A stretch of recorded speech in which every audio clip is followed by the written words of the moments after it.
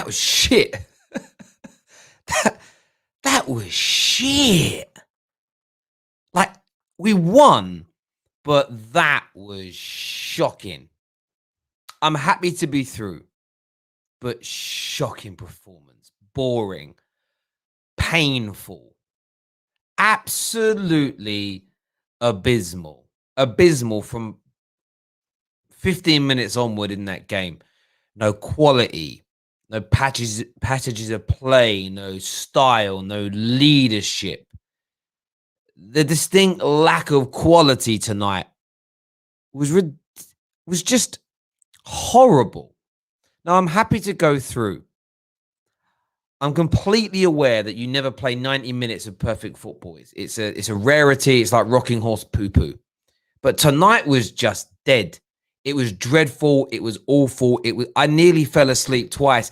And then to add insult to injury, Eric Bailly walks away with what could be concussion, could be a neck injury. Look, Dean Henderson clears him out. But overall, really poor performance. Credit Scott McTominay for getting his goal. I'll credit the opening 15 minutes performance where there was some energy, there was some zip, there was some forward-thinking play. They were passing and moving. This is the thing, right? They were passing and moving the ball well. And then it just fell apart. We were so lucky to go through tonight. We really, really were. And I just feel like that performance deserves criticism. The result deserves praise. But the performance tonight just stands out and it deserves to be criticized. There's no doubt about it in my mind. Luthi Galbraith, long time no see, says 9 changes. For fuck's sake, calm down. Nah, Luce, I'm really sorry. Yes, there was 9 changes and I expect to see more fight. I expect to see more from Van der Beek, more from Tuanzebe, more from Williams, more from Mata, more. I expect to see more from them. The lack of quality I can kind of get. But the performance level there was poor, and it makes me concerned for if Man United pick up injuries later on down the line. I don't know what anybody else really on the panel is going to say tonight, but for me, just rank. Honestly, it was rank. Who knows? Just stop saying negative things about the club to get views. That's low, bruv. I'm one of the most positive Man United fans on socials, but I'm going to call a spade, and tonight Man United were poor, lacked ideas, lacked invention. Overall performance was terrible. And do you know what my hope is and where I'll turn this into a positive? I hope that's it now for 2 or 3 games. I hope come Burnley Wednesday night, boom, we can turn it on. Because if we perform like that against Burnley, if we perform against Burnley and Liverpool, how we've done in our past 2 performances, we're not even going to beat Burnley, let alone get anything positive out of the Liverpool game. So the performance needs to follow at some point. This wasn't Man United tonight, by the way, playing in 3rd gear and controlling the game. If Watford had a bit more invention and a bit more heart and a bit more drive to score, they could have done it tonight. We were looking shaky at the back. We really were. And do you know it's one of them nights? If someone says to me, Terry, who's your man of the match? No one. No one deserves that man of the match award tonight. Not one single player. Terry's Van der Beek agenda is unreal. I don't have a Van der Beek agenda. I think he's a talented player.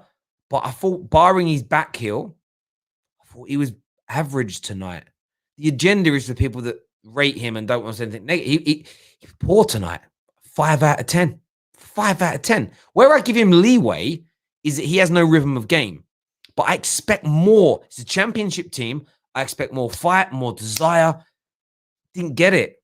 I thought Lingard would fight for his life at United. Didn't do it. Dan James, you're fighting for your career at Man United. Didn't come. I want to see that. Didn't. Poor. Stacey D here says we were dreadful. It was laboured and tired and just happy we got through. Yeah, I'm happy we got through. There's no doubt about it whatsoever. Jermaine here says, don't you think Maguire is the problem? As a team he's been playing, we are 15 yards deeper. We don't win the ball higher up as a team. Listen, we were just as poor for the majority of that first half outside the first 15 minutes. So the last 30 minutes of the first half, we were equally as poor as in the second. Maguire wasn't on the field of play. This is the thing with Man United fans. We always try and pick on one player. You know, it's because Scott McTominay's pass distribution isn't good enough, or Harry Maguire sits too deep. These things are problems, but it's a collective. It's a team sport. It isn't just one individual. Do you know what we did a lot tonight? And every single player did it. We'd get the ball, a little bit of movement. There's a forward pass on, or the sideward or a backwards pass. We pick the backward or sideward pass 9 times out of 10. It's weak. I've been sitting there watching and I'm like, you know what? I'm never moaning again about Bruno Fernandes messing up one of his forward passes. It doesn't quite come off because the guy's always looking to open up and create and cause problems. We became easy to play against tonight because none of these players took risks. None of these players took a risk and really tried to break the team down. Rashford, when he came on, went on 2 runs. One, he got through on goal. Average shot, didn't score. Probably held on to the ball too long on the second run. But there was a part of me thinking, at least he's having a go. He's being positive in what he's doing. The rest of the team tonight for me were negative. They showed no heart. They showed no bottle. And I'll call my team out the same as everybody, same as I call any other team out on here. If you can't handle it, that's down to you. But as far as I'm concerned, they need to be called out. Thank you to the Devil's Advocate for becoming an official member of the Football Terrace. It really means a great deal to me that you have signed up. Do us a favor now and sign up to the Discord server. All the links to do so are in our description below. James is dead. Yeah, listen, Dan James is finished at Man United. Feel sorry for the kid, but he's never going to be good enough. I've even got question marks right now over Dean Henderson. Every time I see him play for us, I just think Ben Foster. I just think, yeah, a bit rash, bruv. And I ain't talking about taking Bay out. That's fine. That was good. Not good that Bay got hurt, but good. Goalies are meant to clear everyone out. We moan at De Gea for not doing it, so let's not just become hypocrites. Just, I don't know. When he goes to touch that ball, it's like his feet all shuffle. I don't know. He looks like if you ever walks out into your living room and your kids have had Lego out and you try not to stand on the Lego. That's what he looks like when he's controlling the ball. It's like he's doing this. Henderson, it's awkward, bruv. He makes me, you know, when someone's singing on the X Factor and they're not very good and you're waiting for the voice to go, you're waiting for their voice to break and you're like, oh, I'm nervous watching. That's how Henderson makes me feel in my heart. In my heart. And Williams the same. William needs a loan move because, man, he's just going backwards in a Man United shirt. He really, really is. We're going to get some of the panel on right about now. Do me a favor and smash the like button. Hit the share button as well. I want your views and opinions. Terry, Dan James is your best player. David, listen, you're a member. I respect you. But DB, bruv, dead banter. Lucy says, man, going in. Terry, going in, man. Sorry, going in, man. Clean sheet. Yeah, he got a clean sheet. He did get a clean sheet, right? But that's only because Tuanzebe covered his back post like he should have done. Like, he was rash again tonight, Hendo. And do you know what's mad? He looked fine in his first performance of the club. Since he made that mistake against Sheffield United, head's gone. He needs to get that sorted out, and he needs to get it sorted out quick. Do you know what? Just like he's trying too hard. The Devil's Advocate here says, we played poor, but looking at the starting lineup, are you surprised? Wouldn't lose sleep over this game. Great point.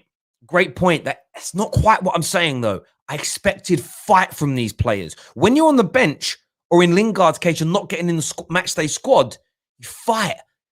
I don't even care if it don't. I want to see you bust the gut for this football club. I want to see you fight with everything you've got to get back in that starting lineup. And it was like it was a pre-season friendly. I get there isn't no atmosphere either, but it was just horrible, bruv. It was just an horrible night. And it's 10 o'clock on a Saturday evening, and that's what I've watched. I would have preferred to have watched repeats of Batman. It's just terrible. When we don't play well, we have to call it out. Why do some fans have to consistently blame Maguire for every damn thing? Lay off the dude. The whole team suck, damn it. Agenda much. Look, if Scott McTominay didn't play tonight, if Pogba or Bruno was there, we probably would have been better. You're talking about two of the best midfielders in the world.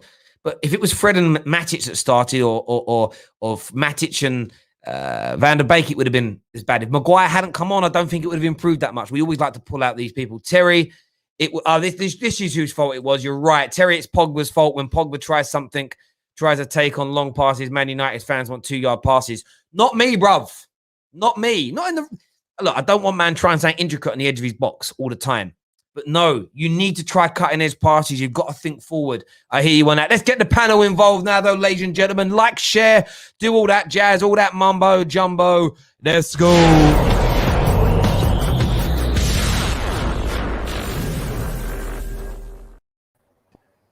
Gents, you all awake? Everyone awake?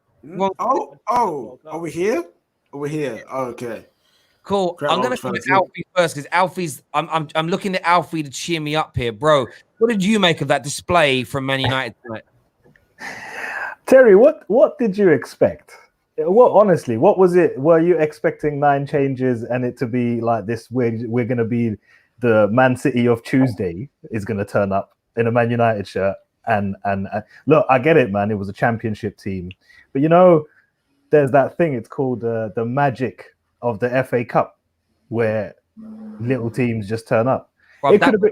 They didn't turn up. They didn't. No, I'm just saying it could have been. It could have been like that. That probably was the best performance that they had. Watford. It's not to do with them turning up. That probably was the best thing that they could have done. I'd say, Alf. What I'd say, I didn't expect us to be to play scintillating and be like, wow.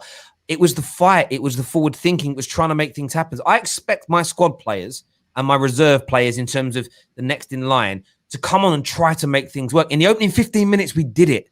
And you thought, oh, could be a good game. And then it dissipated. And I get some of it because there's a lack of quality. Do I expect Dan James to do as well when he cuts inside as Rashford or Martial? No. But he just, after the opening 10 minutes, you didn't see him again. He looked lost. You know, and then the one player that I felt sorry for tonight, really sorry for, was Greenwood, because he's an 18, 19-year-old that was left isolated up the front by himself. And I just felt sorry for him. KJ, from your point of view, I know you were disappointed. We spoke during the game. Hella boring. I mean, I know we're through, which is the positive thing, but some of these players we've got to get rid of some of these players out of our squad, don't we? Yeah, it's just it's what it is. One of those games. We get the win. We just move on from it because there's really nothing more to talk about. Jesse Lingard, it was nice to see him play for United again, but then I remembered why he don't play for United in that game. Out of all the championship players we picked Dan James. It makes me laugh now. You know what I mean? I don't really get vexed by it anymore. It just makes me laugh. Now that I think about it. But yeah, it is what it is. It's just we've improved the squad, but we still need more work to do. There's still more stuff to do, but we're through to the next round, and it could be worse. We could have lost. So that's all I can really say. I get that. I mean, one big negative that came out of this game was Bailly going off injured, and you know you could see it. The saved drafted tweets came out from the Ollie out to Bob Bricktop Mob, sort of like, oh, shouldn't have started him, shouldn't have started Bailly. Neeks, what's your view on that? Was it right or wrong to start Bailly tonight, in your opinion? Well, listen, me personally, I want Bailly fit for the Liverpool game, so I would have started him today and not against Burnley on midweek. Personally, I don't know what Solskjaer's going to do. It looks like Lingard and Maguire is his first choice, so for Solskjaer, it was right for him to play today. But I mean, it's nobody's fault for the injury. He could have, if he started against Man City, he could have got injured. Like it could have. Like today's injury was a freak accident, nothing to do with necessarily his body or anything like that. But you know, it always ends up being Bailly. He could have got injured in the last game. He might have got injured in the next game. Like we actually don't know when it's going to happen with him. So you know, I'm not blaming Henderson. I'm not blaming Bailly. I'm not blaming Ollie. It happened. It was freak injury. We hope that he's back and ready specifically for that Liverpool game, whether Solskjaer has him in his first team plans or not. It's one of those things, to be honest. But we need a centre back. We need a centre back desperately this January. Do you know this whole Bailly thing? Yeah, I'll tell you. I'll be honest with you. Yeah, if you were to ask me before the game, what would you want out of tonight? I would have said I don't even care if we lost. I really don't, because we're in such a strong position. Yeah, honestly, I really don't care. But until I realized actually that's the Liverpool mentality. The Liverpool mentality is get out of every cup so we can win the league. And then I realized I can't be like them. So I was like, no, we've never done that. Not for the FA Cup. League Cup, yeah. League Cup we play the youngsters usually back in the days.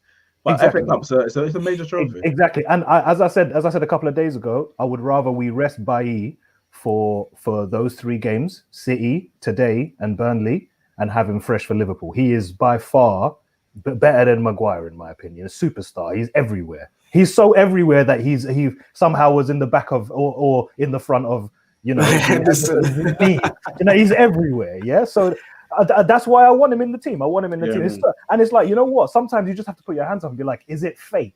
It really is destiny that this. Oh, listen, when he went down, I was like, is Eric Bailly in it? And I saw his hand wrap on the floor. I was like, Of course, it's Eric Bailly, bro. Like, who else would it be? And I felt bad for him. Like his body, when you say his body's made of, he's just one of those people. He just, for a big geezer, like he can't take a knock. Do you know what I mean? Like, as soon as he gets hit, it's like, you know, when he did that mad tackle in the Villa game where he got booked, and he was laying there. Every time he makes a tackle and he lays on the floor for a second, unless he jumps straight up, my first thought is, oh no, he's gone again. But the thing with him being injured is about as inevitable as Bruno getting a goal contribution. You know it's coming. And I say this about some of our rivals players. You know, when you think about Matip at Liverpool or Thiago, it's inevitable they're getting injured, whether it's through a contact or whether it's through something pulling. They're getting injured. I feel like Bailly's the same, and you can't like not have that same sort of. Now, it's not his fault though. Some players get clattered. Some players are just injury prone. When you get hit, your body breaks and it bruises. But this is why we need a centre back, because let's say he survived all the games in January, February the 1st he's getting injured, guaranteed. Whether we got a match or not, we need to get a centre back. We need a centre back. Do you pray? I do. I think we should just do a congregational prayer for him. I can't pray. I've got no more prayers for Bailly. I've run out of prayers. Special midnight vibes. I think honestly, if we went to the church, to the mosque, to the synagogue, to the Buddhist temple, one after the other, and prayed, nothing can save by his body. They'll reject the prayer. They say you've been there before. Honestly, they'll be like, no, it's had too much. Do you know what I mean? We can't do nothing for you. I think even Jesus would run out of ideas. Be like, bro, man. Like, I don't know. Water, wine, bread. Eric, why his body? I can't fix that. Man can bring Lazarus from the dead, but fix Eric body. Nah, bro, that's a bit too far.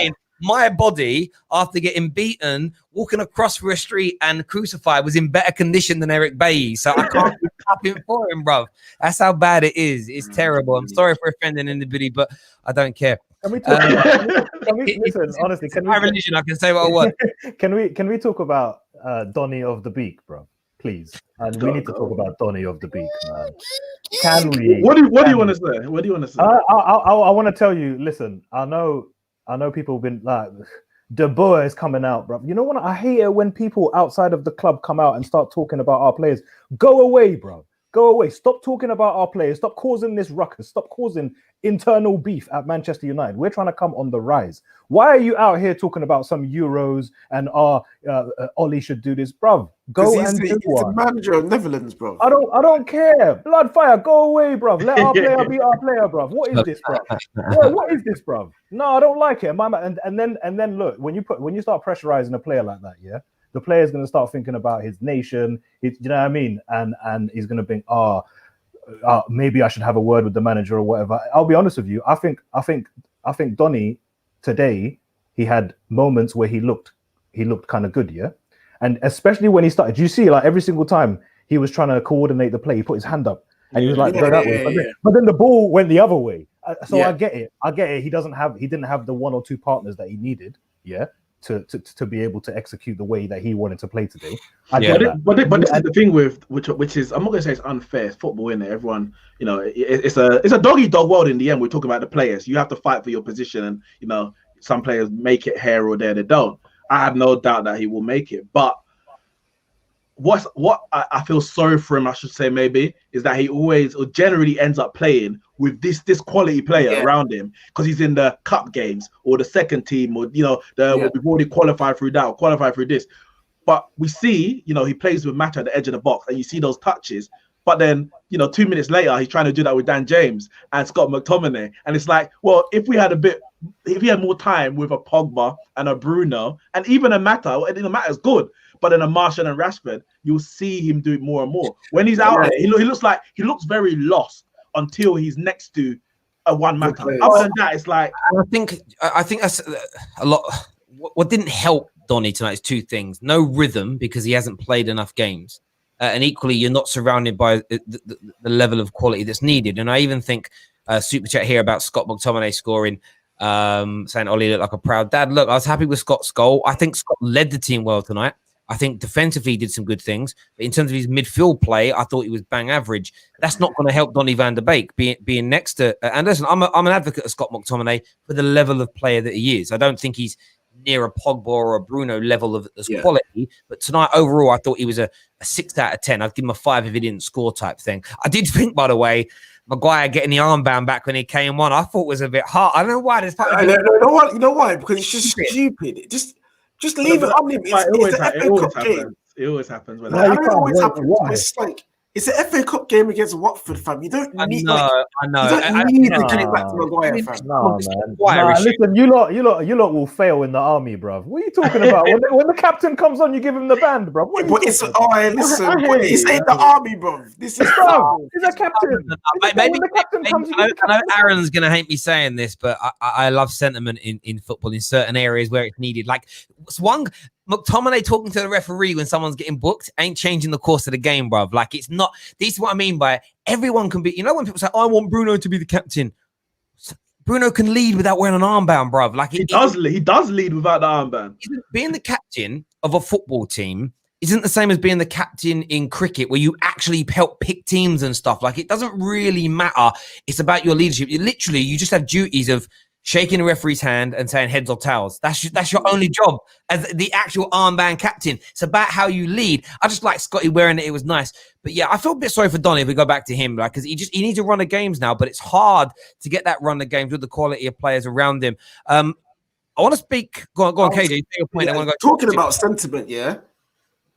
I thought we were sentiment FC by having Igalo on the bench. Now that he didn't come on, apparently there's issues, bro. You know, that's the players' fault, isn't it? Because if the players made it 2-0, then Igalo would have come on. All I'm gonna say is, Aaron, you know, Aaron, I know you know my dog, but come on the show so we can have a chat. I'm calling Aaron out here. Aaron, I need you to come on the show, and I need you just to get it off your chest. I'll confess. Every show you do, Aaron, it's there, bruv. It be on the tip of your tongue, and you never quite say it. And what you end up doing is coming out with the outrageous stuff on the edge, bruv. You know what I mean? You just need to stop kissing the thigh, stop tickling the bottom of the stomach, and you need to get your head right in there, bruv, and just get it done. Stop beating about the bush. Come in here and tell us. Come here and be baptized, my brother. We want to hear from you. Super chat here that says, I don't know who these players are. The under-18s, Barry and the other Villa boys did great yesterday. Cool.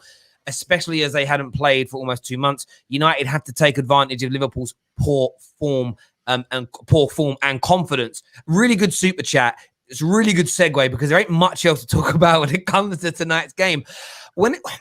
That game's a week away, a week tomorrow, and I know, but I'm going to finish this stream. I'm going to go have a little glass of, I was going to say wine. I can't. I'm on a diet, so it's going to be a glass of vodka, shot, like no calories, diet soda, and I know by the time I sit and relax, maybe put a little film on or something, I'm going to start getting the bubbling feeling of Burnley, Liverpool. Do you get where I'm coming from? Like, it's going to start to build up. We're going to have a massive week next week on the Football Terrace building up. We're probably going to do about 8 previews for it, building our way up to that game, like getting different people on and whatnot.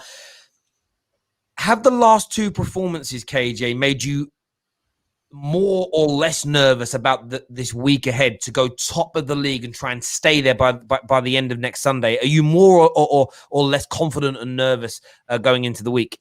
It remains the same because those 2 performances in the cups, like one was a semi-final, which was going to be a tough game anyway, and this today was like 11 changes of players who won't be starting in that Liverpool game. Maybe in the Burnley game, but the Liverpool game, they probably won't start anyway. So I'm not worried. I just want to make sure we beat Burnley so that when we go into the Anfield game, it's a free hit. Like, it is literally, and Liverpool, you have to make the statement now because we're already top of the league. And for me, I'll be relaxed that game because I know that they're still a good team and they still can do something. But if we can do anything against them, then it sticks it on them even more because we're not expected to go there and win. Unless you're an Ollie out, then you're expected to win every single game 16-0. But yeah, like for me, just go to the Burnley game, take that one as seriously as you should take every game, win that game, take us top of the table, and then Liverpool will be what it is. So yeah, I'm not overly nervous. I hear that. I've seen a few comments here. A few people, why am I criticizing tonight's performance and not others? Because tonight's warrants it. Some other people, like people said that the way we played against Leicester, Wolves, and Villa were bad performances. And I'm like, no, they were, for me, where we are as a team right now, there were good performances with some areas of improvement needed. Tonight was a legit bad performance where nobody barring probably tell us as well, his delivery into the box was pretty good tonight. We're anything above a 5 out of 10. That's why I'm criticizing it, because that's poor. Nick, from your point of view, we go into this big week. I mean, do you have any, before we get to the Liverpool element, have you got any nerves in relation to the Burnley game? We know what type of team they are, difficult to break down. They're going to play low block. They're going to swing loads of balls into the box. Set pieces are an absolute nightmare for us at the minute. But how are you feeling now going into this pivotal week for Ollie and the boys? No, I'm not nervous about in terms of the game, the technical side of it. The only nerves I have is the fact that the pressure is on us for the Burnley game. Not because we're the better team and we should win, not that kind of pressure. It's the pressure of the possibility of going top. It's when we need to make that statement, that you have that statement game, whether it's a semi-final, whether it's, a group stage to get through. Now it's an opportunity to go top. Now the pressure's on us. Technically, the league is in our hands, technically, because we have the games in hand, etc. But so that was the pressure to go and get that win. We haven't been in this position before. Now, last season we got over the line with the top four, but in other situations we failed. In the Champions League, we won the Leipzig and the PSG game when no one gave us a chance, and then we lost the Leipzig and PSG game when we were favourites to go through the group. So my only fear is, or my only worry, should I say, more than anything, is purely the mentality side of it. Do they believe in themselves that they deserve to be top of the league? And if they do, then we'll win the game, set pieces or no set pieces. And then, as I said, we go into a Liverpool game with no pressure, which is, I expect them to then play better when there's nothing hanging over them. You go to Anfield where there's no one expects you to win at Anfield, because nobody does. Yeah. Alfie, what's your message to not this Man United fan? Harold here has said that, seriously, Ole Gunnar Solskjaer's stick is getting ridiculous. He's taking United from broken back to the top. For now, Jose Mourinho did not leave United on the top. Tired of the Ole out agenda. We're criticising the performance tonight, but it isn't an overt attack on Ole. How do you think the Ole outers are going to respond come 10 p.m. Wednesday night if we're sitting top of the league by 3 points? And do you think this more Man United fans have got to come together to protect Ole just as manager of Man United? Yeah, absolutely. Look, I got a couple of things that I need to get off my chest ever since that Man City game, yeah, and that is, the things that you've heard ever since then. Like these Ole outers, they come with these facts and figures, yeah, and they use it to their agenda. They're like, the thing I heard 5 minutes after the whistle was Bruno in 6 or 9 appearances against the top 6 has 0 goal involvement. I'm like, bruv, I think to myself, how much, where is the level of brain cells in these people? Deloitte Sports must be looking at that fact here and thinking, these men, how do they sleep at night with so much intelligence? Do you know how, bruv, my man hasn't even been here for a full 12 months. And you're talking about things like that, number one. Number two, what else did I hear? Oh, yeah, semi-final merchant. Do you know what I have to say to that? Can you please name me, aside from Pep and the absolute greatest, like Jose, yeah? Name me one manager in his first season of top flight football that made 3 semi-finals in one season. And I'm talking about okay, fine. Let's go ahead and just take the Bayern Munich's treble winners and so on and so forth, and the Barcelona teams with Messi in it. Let's go take them out. Yeah, take them out of the equation. Name me one. I'd like to know. And if you can, let me see where Ole compares it in terms of those. This Ole out agenda, you're never gonna win with them. You're never gonna. I had a 1 hour beef yesterday with an Ole outer. He's my nearest and dearest, closest person. But me and him are beefing every day because Twitter, yeah, and Instagram and whatever is just like they're out here in their numbers with the Ole out agenda. This is an agenda, and they're always gonna have this data behind them, and it's ridiculous because they'll just pick that and they'll be like, oh yeah, he's never gonna get past the semi-final. I'm like, bro, this is his second full year, by the way, and he made it to another semi-final.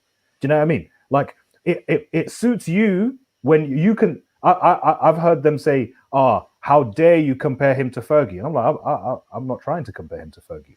So on one hand, they'll say, don't compare him to Fergie. And then on the other hand, when after the Man City game, they'll come and say, Ole has lost 4 semi-finals as Man United manager. That's more than Sir Alex lost in his entire career. So who's doing the comparing now? So when it suits you, innit, bro? When it suits you, innit? Yeah, because when you put positive stats up for Ollie, because they exist, they'll be like, no, see, stat merchants coming in using stats. They didn't tell the whole story. So I'm just like, what is it then? Tweeted. I saw a tweet like that, and I was like, Sir Alex Ferguson is the greatest manager of all time. What do we do with this information? What do you want me to do now? What now? Well, of course, do you know what's interesting with it? We had this. I mean, the man. I know he's atoned for his sins, but with eye tests, used to come on telling everybody stats are stupid, stats are stupid. They call the same people that calling Bruno out after the game say he's a stat he's a stat padder, but yet they use a stat to put him down. Everything there is to criticize Bruno about is statistical based. He gives his pass completion of passes into the box is only 8%, or I don't know if I made that off the top of my head. He's only scored 2 goals against traditional top 6 opponents since he's been here, but that's a stat, bro. So what stats are you happy with? And on the Fergie thing, yeah, that's true. But how many years of managing Man United? And by the way, Fergie was always already a European Cup winning, league title winning manager of Scottish football was peak in the 80s. Like, it ain't like it is now, kids that are watching. How many years did it take Fergie to get to his first semi? I swear it took about 4 years. Oh, yeah. So the point I'm making, and we know, and he ain't, and Ollie's never going to be as good as Fergie. So I always think you need to have it. And my view is this: I've criticized not getting past the semi-finals, but because I want the barrier broken down so we can move on to the next. But what people prefer, go up. Yeah. You know what's funny though? People will discount how many times Fergie got knocked out of the quarters, the round of 16, the group stages, because it happened. So would they prefer we got knocked out in the quarters each time, or maybe you lost the final, lost in the semi, lost in the quarter, to say, oh, well, he doesn't always lose in the semis. Yeah, but we never win any of the tournaments. Like, it doesn't matter overall where you get knocked out. The issue is that you get knocked out, i.e. you have not got over the hurdle. Exactly. Wherever the hurdle is. Right now, the hurdle's higher. I'll prefer the hurdle to be in the semis than in the quarters or the last 16. Yeah, exactly. And you know, I so badly disagree with this mentality business about trying to overcome a semi-final. And I'll tell you why that is. I've got the best proof in the pudding. You can say things like, Klopp made it into so many finals before he eventually won one, and then he won a title and so on and so forth. And great, fantastic, it's good. Yeah, yes, there is precedence for that. But to say that you need to win some silverware, get past the semi-final and the final to win some silverware, then that will be your stepping stone to go on and win the league. What happened to Arsenal? Did that work? How would that work for Arsenal? Well, it depends how you want to look at it. In terms of the league, I understand what you're saying, but Arsenal won multiple trophies between 1998 and 2005 was their last FA Cup. No, why don't we look at in the last 6-7 years? But even then, when they brought their trophy drought of about 9 years, they won like 3 FA Cups in quick succession. I think it does have it has an element because you go that long and it must play on your mind as a player. Sorry, Nick. I think there's 2 things on that, Alfie. I think there is no set rule that you have to get past the semi-final in a League Cup or a Europa League or a FA Cup to then become good enough to win a Premier League. I don't. There is not a set and fast rule. My view is this club lacks the mentality to get over the line, and that isn't an Ollie thing. We had the mentality and it's deteriorated for 8 years, and Ollie's trying to reintroduce it. So I think breaking down barriers, getting to finals, winning trophies, when you've got the direction that you want to get back to the top. Arsenal's problem is they were winning those FA Cups, but I don't truly believe, and I'm yet to be convinced by Man United's board, that we are truly aiming to be title winners. And if you're only aiming to pick up the odd trophy, top 4 is amazing, but if not, it's just stay middle of the road and keep that TV money from the Premier League coming in. Then winning an FA Cup every 2 years isn't ever going to make you a Premier League champion because you've got no aims to be there. I feel if your board is really backing the manager and the club's overarching ambition is we want to be league champions, I do think winning and breaking down particular barriers are important. The same as I think this Burnley game and Liverpool game could serve as huge confidence boosters for the team to know they can actually go and do it. What is interesting though is you look at quite a few of the players in our squad. They have won trophies before. Pogba with and without Manchester United. Sometimes I forget myself like Martial and Rashford are both won FA They have Cup. more trophies than Harry and Kane, bruv. yeah, like so they've already won trophies. So sometimes you kind of forget that. But I just think as a group and a unit, you've got to push yourself forward. But you are right. I mean, what would be really interesting and would blow my kind of thought out the water is if we go out of the FA Cup in the quarters, get knocked out in the semis of the Europa League, but win the league. And then you sort of think, well, that's so. But I'm taking what I've learned from Sir Alex Ferguson, and I watched a documentary all about winning the Cup Winners' Cup in I want to say 92. It could have been 91 actually.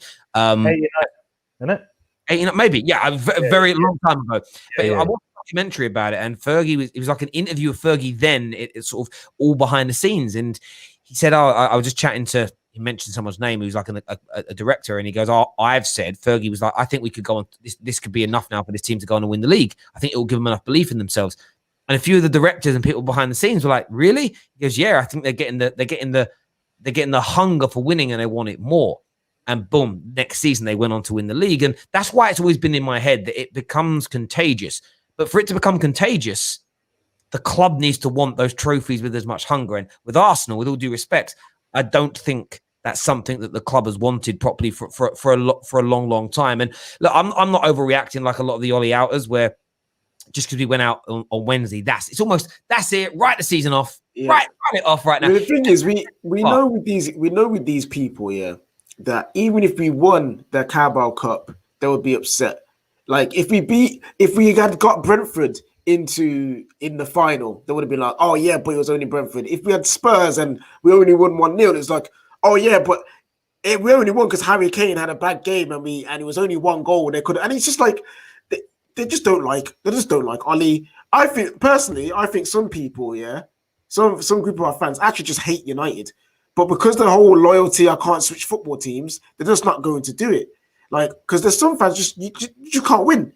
Do you know what it is? You know what they cannot win. No matter what we do, no matter what manager, they just complain. And man, they want to go to bed, yeah, and they want to close their eyes and they want to see this beautiful, handsome, very deep voice, ruggedy, Arteta-looking man whose commands. Do you know what I mean? They want a manager that they believe in as fans, that they're happy with, as opposed to the man that they're seeing. Ollie, he's not like, when he gives his press conferences, he's not the most eloquent of speaking like Klopp, yeah, or he's not, do you know what I mean? Or like Arteta is. You know, but you know what? That's what they want. They want someone But you know what, Alfie? You say they, and I don't disagree that they, but how many are they? Because we get that manager, and there'll be another set of the fan base who will find something wrong with them. And that's the thing. So the only thing that unifies a fan base, and again, it's probably not even 100%, is winning. So before Klopp was winning trophies, there was a section of the fan base who were questioning whether or not he can get them over the line. Once he started winning, there's nothing you can say. I don't care what he says in the interview anymore. I don't care what he does here, that there. And the people who supported the manager or are now supporting the manager, those voices become louder because they have something tangible to survive it. So I don't even pay attention to, I want to win a trophy. I want to get over the line. But whether we're losing a semi or a last 16 or a final or quarterfinal, I'm going to be as disappointed anyway because I want to win the trophy. So I kind of just bat it away and put it all in the same brush. 100% Neeks. And I think for me, what it is with some people is there is an air of narcissism. So they want the club to get back to winning, but they want it done with a manager they love and in a style that they said is the way. So they can say, basically, so that I do honestly believe, so they can sit back and say, see, we won it doing exactly what I said. If we win it playing with a manager they say is trash, in a style that they say is out of fashion and is never going to win anymore, although there is an element that is more important to some people on social media now anyway, them being right. And I want to be right. Of course I do. It's why I come on the internet and give my opinions. But listen, if someone says to me now, Terry, every opinion and prediction you make about Man United is going to be wrong, but the end result is you're going to be Premier League champions, I'm celebrating, bro, because my arrogance doesn't stretch that far. It really doesn't. But I do think the sort of hyperbolic overreaction towards Ollie is a madness, considering we are 90 minutes away from going 3 points clear at the top of the league. And that's, by the way, sitting in front of, at this stage, both this Man City and Liverpool team, which the media, a lot of Man United fans, their supporters, and the footballing fraternity for the past 5 years has looked at those two teams collectively and been like, are they the two greatest Premier League teams of all time? And we're 90 minutes away of sitting 3 points clear of them at the top of the league. And I think that is something to be proud of when you consider where we're falling from. And this is generally, though, where the Ollie outlot, and I think people like ourselves differ. It isn't that our standards are different. It's just that we're willing to be more patient with it taking an extra year, 2, 3, 4 to get there and it be done right. Where for them, it's I want it working now, or I don't want to wait. It's almost patience levels between us and them. And I agree. And I think some of them are like, I don't think this manager's good enough to get us there. I'm like, I don't know if he's good enough. I'm willing to wait because it's going in the right direction. It may never get there. You might have to change captain, 3/4 of the way. But we're going there. So why rock the boat? Why tip it all over and get a new boat? And you were there, Neeks, for Fan Park Live. A lot of our viewers were there with Fan Park Live. And we said it then, and I'll say it again now, and I'll repeat this. One of the questions I said to all the Jose outers, and this is before I said Jose needed to be sacked when it all became very toxic. So we're talking about that February to May in 2018. This was before all the poo-poo hit the fan, where they were saying he's got to go. We need a better manager. We're too far behind City. And we all said, can you guarantee the next manager coming in is going to make us better? And they all pretty much just said yes. And it's only now, it's taken 2.5, nearly 3 years. Sorry, from that point of them saying that, nearly 3 years. But from Ollie coming in, it's been 2 and a bit years for us to start getting back towards the level that Jose had us at his best. It's taken us all that time. So you get rid of Ollie now. The people that want it instantly, you're not gonna get instantly. What's gonna happen, Terry? We're gonna be sitting here now defending the new manager, saying it takes time, and a new batch of people will be like, "Well, he didn't win. You wanted him in, get him out." And they just move from Jose to Poch to Ollie in, Ollie out. It's just gonna move, and the people that are thinking more about Manchester United than an individual are going to be the same people in the same place a year from now, 2 years from now. I mean, let's be honest. We shouldn't even need to be talking about this right now because we won. We're through to the next round of FA Cup. We're about to go top of the league. I'm in a position where right now I give my opinion, I state what I believe, and I don't really pay much attention to the naysayers because they don't have much of a leg to stand on. So I don't really even want to give them the time of day to make them seem that important, or their opinion is that valuable to mine. Not say your opinion is wrong, but how it compares to mine. I believe in what Solskjaer is trying to do for Manchester United, and nothing right now has shown me otherwise. No matter what you say, I just get confused. Hey, one second, I'm going to come to you next. I've shared that we've gone member chat only, ladies and gentlemen. You can sign up for now for as little as 99p. I've also shared the link in the live chat section if you want to phone in and have your say about today's game, or if you want to talk about the upcoming games against Burnley and Liverpool, or anything else in general. Give us a call now. KJ, go on, mate. Yeah, I just said just people just confuse me. It's just like they say Ollie is crap and not good enough, and he can never do anything with us, but yet then still expect him to win the league. It just makes no sense. You know what I mean? Like you can't. KJ, they don't expect him to win the league. I told you they set the bar up there because they know that he's going to fail. I'm saying like they expect him to win the league, and then when it goes to pot, they can be like, "Yes, I was right about Ollie. I can now say Ollie out," and I'm just like. Well, if you was right about Ollie, you wouldn't have set him up for failure. You know what I mean? Like, you would have just been like, the title race ain't on, 21 ain't coming because I'm right. You know what I mean? Like, but I think it's about being right and then also being able to set up Ollie so that they can take all the flack and all the blame. Because you know what? Yeah, when Ollie's gone, what are you gonna do next? Who are you gonna go after next? Because you guys are clearly bored and miserable. Well, it will all depend upon who the manager is and whether they back him from the start, and it just goes on that same cycle each and every single time. We're going to jump into some calls here, one at a time. We're going to go through these people. First up on the show, we're going to get TG to have you say, TG, what you saying, bro? Hey, I want to speak about the striker problem at United. So, what I want to say is that I feel that the striker is like a graveyard. Like, we don't create chances for our strikers. Like, if you really study it, look how Greenwood today has to drift out wide to receive the ball, come in to receive the ball all the time. Same thing with Martial, same thing with Cavani. So I feel we need to fix that. Listen, I think, do you know what's interesting? I feel that it's been, do you know what? Thank you very much for coming on and having your say, mate. Really do appreciate it. I think the striker issue at Man United is something that's come up a number of times recently. There's a reason that Ollie wanted Haaland.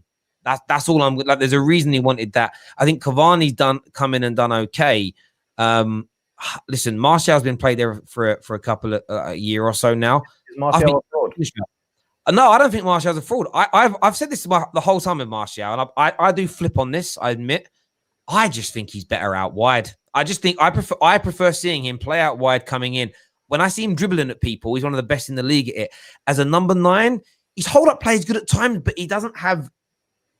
When I look at he hasn't got the movement of a Cavani. Yeah, so he hasn't got the subtle. I think it's easier to mark him out of the game. So for me, sign a younger version of a Cavani, whoever that may be. Doesn't mean we have to sell Martial though. That's the thing. I don't care about the number 9 shirt. Keep Martial part of this squad is what I would look at doing. We have an issue though. This whole number, like I'm one of the people who's like this whole we need a set number 9, a number 9 that gets us 30, 40 goals a season. That's dead. You know what I mean? Like that in world football in general is dead. You know what I mean? Like there's only a handful of number 9s like that anywhere. So I'm on the thing of the players that we've got, all of them are interchangeable forwards. None of them are natural strikers like that. Cavani is the most one we've got, and even he likes to drift out wide. Yeah, we'd have to change our whole style of play. We would literally have to change the whole style of play, our whole personnel to get this one number 9 team going in. Like it makes no sense. That's why I'm not gonna hook up on it. What Man United need in that position is someone that just has better in the box movement than Anthony Martial, like Cavani does. And for me, like when people go, who would it be though, Terry? Well, they're my job. It is not my job to find that player. It's Manchester United. I don't spend my day scouting for Man United players. If I come across someone, I watch a match and I stumble upon them, I'll say, yes, I don't play FIFA. And I know what happens. Most of the recommendations I hear from fans are because they're good on a computer game. I swear to God, because you man ain't watching these leagues. Super Chat here says, to me, the Ollie Outers sound like a gang of spoilt brats who expect their manager to win a treble in his first season. I do hear things like that. I have to say this. I'm not calling Aaron a sport brat. I have heard Aaron say something like, well, Bayern sacked their manager mid-season and won a treble. And I'm like, but we're not in that position. Like, for me, it's a false equivalence because we're not in a position to win a treble. If Pep came in now and had Fergie and Klopp as his number 2s, we're not winning a treble. If he come in to start, we're not winning it. It's not happening the way we are as a squad and team. Next caller, we're going to go to the Devil's. Oh, actually, no, Satan's favorite devil. What are you saying, bro? What's your question? Hello, you guys hear me? Perfect. What do you want to say, bro? Yeah. I was just sitting here and enjoying this argument, regarding Ole Gunnar Solskjaer. And I just wanted to come in and just add in one point, because the last quiver that all the outers have when it comes to criticizing Ole Gunnar Solskjaer is, man's been coaching for 10 years and he hasn't really achieved anything, even though he did win 2 back-to-back Premier League titles. Okay, let's just no, not Premier League. Sorry, Norwegian League. Yeah, league. Yeah, let's go. But the thing is that's just so hilarious when it comes to people, football and fans, people that claim that they don't like Ole Gunnar Solskjaer because they're football fans first. There is no blueprint to success in general, in life and in football. There's no such thing as because so and so made it that way is exactly how to succeed. Research about Jurgen Klopp's history before coming to Liverpool. Man started at Mainz in Bundesliga Point 2, which is Championship Bundesliga. And it took him 3 seasons to actually get Mainz onto the Bundesliga. First 2 seasons was a failure. It took him 2 tries to do that. First season in the Bundesliga finished 11th. Season after, finished 11th again. And in the 3rd season, he got relegated back to Bundesliga Point 2. Which ultimately, of course, got him, relieved from his duties at Mainz and then going to Borussia Dortmund and so and so. So that's 8 years of Jurgen Klopp's career. No success. I totally understand that. And the one thing you said is I wasn't having to go at your point when I was pretending to be sick. And for me, people that I'm a football fan before I'm a fan of my football club, I respect that's their way of looking at football. But I almost feel like saying, well, I don't want to hear your opinion on the club then, because it's obviously not the football club isn't at the forefront of your mind if you love football first, which means you're never actually going to be happy unless your ideology of football is being played. So it's not that your opinion's wrong, but there's no point you being in the debate because you're not here to debate what Man United can do or not. You're here to debate the football element, and that's only one slither of one quantum of Manchester United. Listen, bro, I appreciate everything else you've said there. Cheers, my man. Thank you very much. We're going to jump on through. Eric, can I just go on, mate. Go on, bro. The super chat that you just brought up from Eddie. Yeah, I wanted to talk about that. Yeah, so he said people who want Ollie in aren't better fans than people who want Ollie out. They see better for the club and want better for the club. It's not that deep. Go on, KJ. I was going to say something, but you wanted to. Yeah, I was going to say as well. Like, we're not sitting here saying Ollie inners are also better fans or the best fans that we've got at United, because they're also crazy. You know what I mean? They're also in. Yes, you down about me. You're insane as well. You know what I'm saying? Not being able to see the fault in what he does, and not being able to see the fault in the team and the players and the club.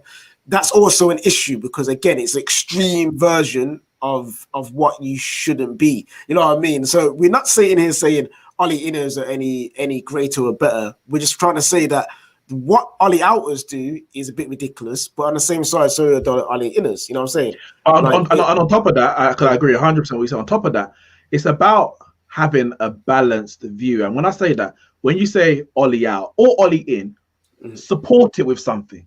Support it with something tangible, something that we can judge, as opposed to I want to see better football. There was someone earlier, it was a Liverpool fan, I think his name was Bayesian Pops LFC. There's a comment earlier, and he said, Neeks, once we start winning, well, you, because you're a Liverpool fan, I think, once you start winning, they'll want better football. You give someone £5, they want £10. So the issue isn't whether you're Ollie in or Ollie out. It's about whether or not your analysis and the way you're what you want for the club is balanced, is realistic, or is it just are you just kind of reverberating sound bites and making statements for the sake of it that holds no backing? That's the biggest issue on both sides of the ocean. Sure. So look, you said bring something to it, yeah. You said, like, you should bring something tangible, yeah. I want to point out, and this is forever. I want to go on the record. I want you to every single time you remember my argument, I want you to remember this one particular thing for Ollie in, yeah, and that is in the post-Fergie era of all the managers that we have had, Ollie has been the only one out of them, the only one that has given us success over the top 6 teams, yeah, to beat them and give us the feeling of when a football match is finished, during those wins, 2 things. A, you felt like Man United won that game, not Jose and his tactics and we stopped other teams from playing football or different whatever. Not to interrupt you, but LVG, we had a good record against the top 6 as well. We had a good record, but LVG, as much as everyone else, that we got to a point where the fans had to scream, attack. Yeah, I was there. That's not Man United. When have you ever screamed that during the last, coming up to like 2 years? 2 years. You haven't. You know why? Yeah. Because it's the Man United way. All right, come on. No. But, that's it. And purely because of that, I cannot stand the Ollie outers. I can't, because I think to myself, bro, look at what you have right now. And I hear what you're saying, right? Let me just say this. Something that Neek said really stood out to me, that he give them £5, they want £10 and whatnot. People don't like to set their my expectations are for us to win the league. The first couple of managers so I want us to win the league. That's like my end goal desire. Champions League is like a secondary thing, and the trophies come after that. But overtly, I want us to be competitive. I want us to play good football. It doesn't have to be the best in the league. I just want us to play good football. I want us to be competitive and well run as a standpoint. And I always say this: if Man United end up in the Championship, I still support us week in, week out. I don't care. I do care that we're there, but wherever they are, I'm going to follow this team for the rest of my life. It isn't going to change. I do feel there's a lot of people that support Man United, and they're the ones that say, I love football first over the club. Because if Man United went out of business tomorrow, I would probably stop watching football. I thought about it deeply. I love football that much. I only enjoy my rivals losing because I'm part of the party. If I can't be at the part, I don't want to be involved in it at all, if that makes sense. So if my team went, I'd be gone. I think people that love football over their club treat their football club more like they're consumers, which is why I think they don't care about the ownership structure at football club, which is why I think they don't really care about having a pop at the Glazers or Woodward. It's a case where they've spent money, we've bought decent players, let's make it work. Equally, their instant gratification needs are higher because they look at the club like they're buying a commodity rather than they're supporting something. My feeling for Man United is one of passion and love. I think they look at it as more a customer business type model, and equally, their expectations are going to continue to grow, but always become far more demanding. So if you love football first, you could go for a period where a manager could win back-to-back league titles, win a Champions League, and then have a half a season where the football's a bit drab. And he's got to go, though. Football's dead now. Got to finish. Yeah, but I love the football first. Well, what about what he's done before? I don't care what he won before. The football's become a little bit dry. I ain't willing to give him time to turn it around, which might take, like it did with the greatest manager ever, Fergie, 2 or 3 years to fix things and make it brilliant again because your football comes first. And that's what I've seen that happen in a business sense when I used to work in retail is whenever you made something better, the reaction was always great, but for a short-lived period. And then they wanted that new thing that was made better next level. And I've always given the example about when we used to order your card when it went missing. It used to take 5 days, they moaned. We got it down to 2 days, they were happy. 6 months in, they moaned that 2 days was too long. Then we used to print it in the branch. They used to wait half an hour for it. They loved it. A year into that being the process, they moaned that waiting half an hour, 45 minutes for a new card to be printed was too long. And you're like, hang on a minute, 6 years ago, you had to wait 5 days. Now waiting an hour is too long. This is people that treat you as a business and they're as customers. So I do think there's an element within that. But I suppose there's this thing of you have to respect everyone's different way of looking at the club. But my view is this. I just don't really get into debates with them anymore because it's like talking to a brick wall. Both the vote Ollie in. And the thing I'd say about you, Alfie, is you do criticize things. You're not just, I'm Ollie in and nothing's going to change my mind. There's a time limit to it. If you have a bad game, you'll say that was bad. You'll criticize individual players. I find with the Ollie inners, I wouldn't put you in an Ollie inner group. Ollie inners and Ollie outers are opposite ends of the same spectrum, and they're both weird. You know, they're both weird. They're very, very weird people. We're going to jump on some more calls here. Who's going to be next? We're going to put on the Devil's Advocate next. The Devil's Advocate, what do you want to say? How's it going, guys? Can you hear me all right? Yes, mate. Go for it. I just wanted to put on the thread that Alfie was putting down about the whole LVG attack kind of thing. I think it's quite interesting because, you know, a lot of the United fans nowadays, they tend to sort of scrutinise Ollie for not being on the same sort of spectrum as these previous post-Fergie managers, you know, Mourinho being the main one. You know, when we finished second with him in the league, we were still, 30-odd points off City.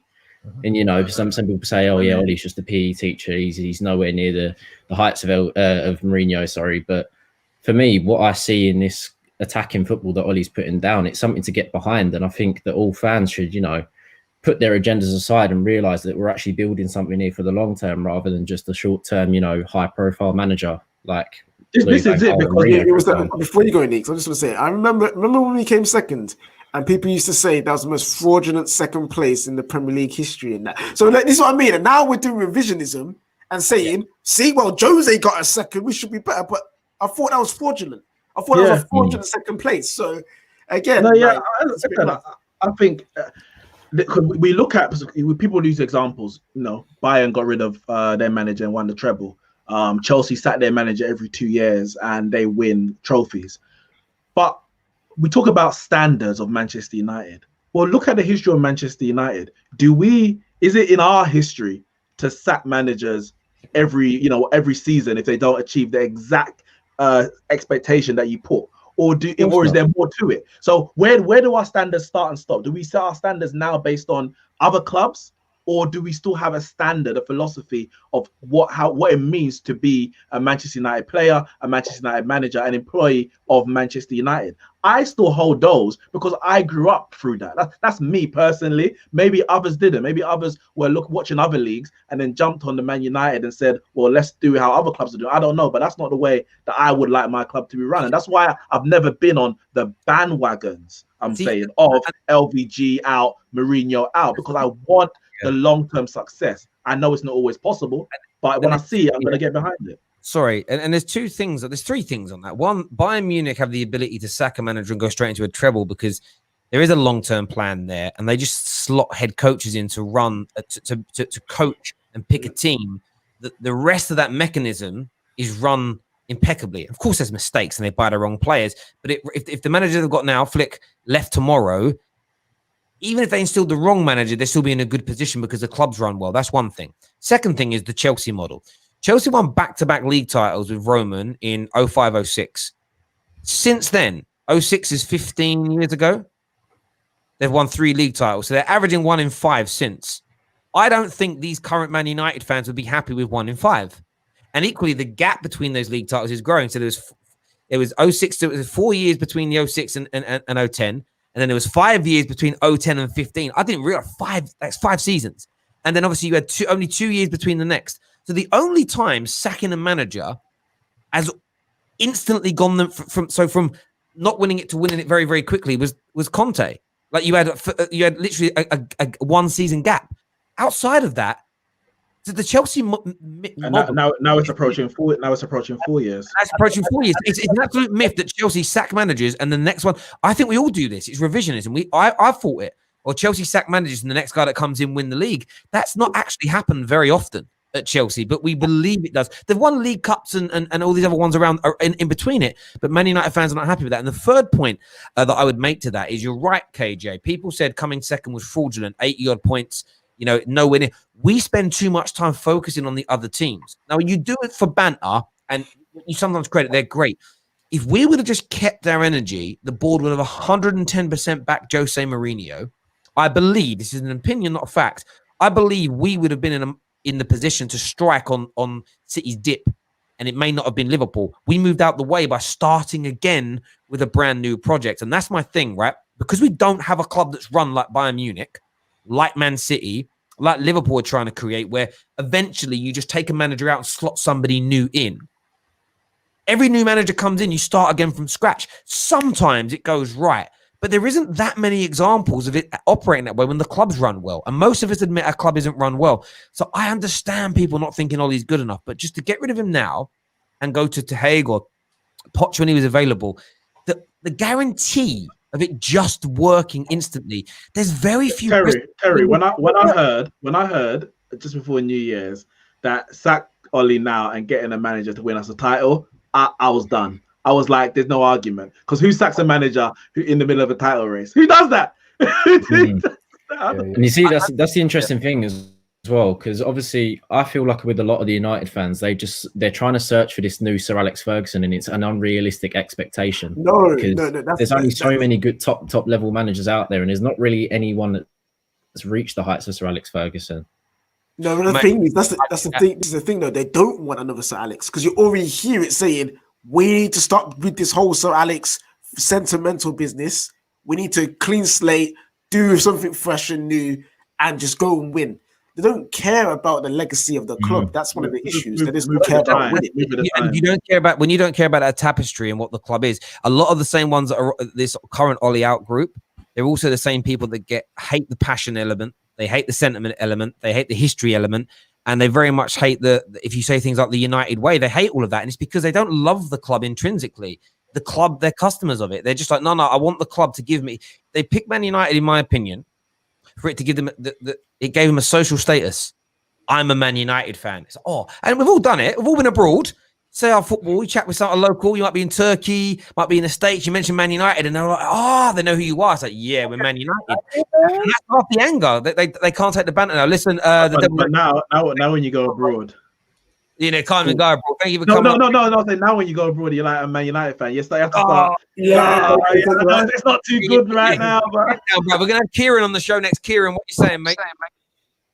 Easy, guys. Good to speak to you. So yeah, I just jumped on because the old Ollie in, Ollie out thing again. It kind of rears its head every sort of show I listen to, not just with you guys, but all the other kind of United stands and all them as well. And I think I've got to say I am an Ollie out, but I don't really want to be pigeonholed as an Ollie out. And they'll give you some reasons as to why I think I'm Ollie out. And don't get me wrong, Gazer's a legend of the club, and I really like what he's done in the last couple of years since he's come in terms of he has taken us to a new direction. The transfers that we've had under him have really worked in comparison to the transfers that we've done sort of pre-Ollie.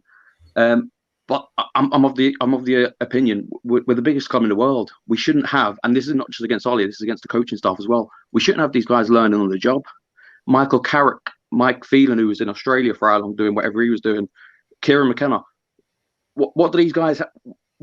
What have they done to be at the biggest club in the world?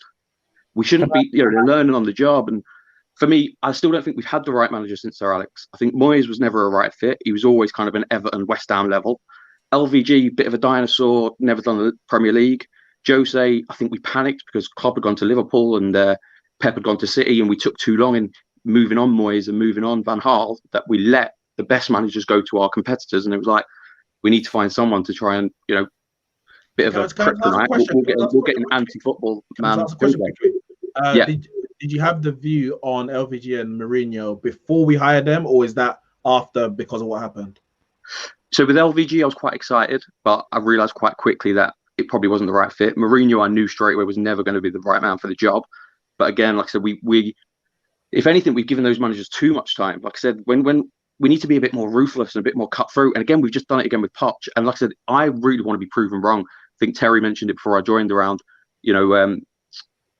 I am an Ollie out, but I'd love to be able to turn around to the boys that I have an argument with every week and say, can I ask a question? You were right, I was wrong. What does being Ollie out mean on the 9th of January 2021? What does that mean? I'm not sure. Do you want him sacked tomorrow? What does that mean? It's not suitable. So for me, end of his contract, end of the season. Like, what does he have to do maybe to turn it right? I don't know. For me, I think it's end of the season. What I would say is, regardless, or what?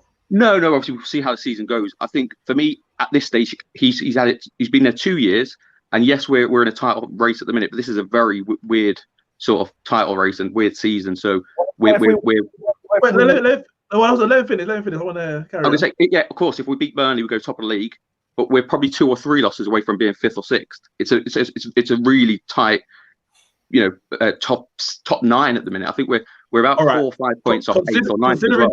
Considering the season, everything that's gone on, topsy-turvy season, bad league, whichever you want to spin you want to put on it or analysis you want to give it. What would he have to achieve at the end of the season for you to say, I'm not Ollie out, or he gets another year, or we'll give him a new contract? What does he have to do to not get sacked at the end of the season for you? For me, 3rd, because in my opinion, we've got the 3rd best squad in the league. I think Liverpool and City are better than us. So for me, we have to finish 3rd. Everyone said last season was an overachievement. I don't think it was. We had the 3rd best squad last season.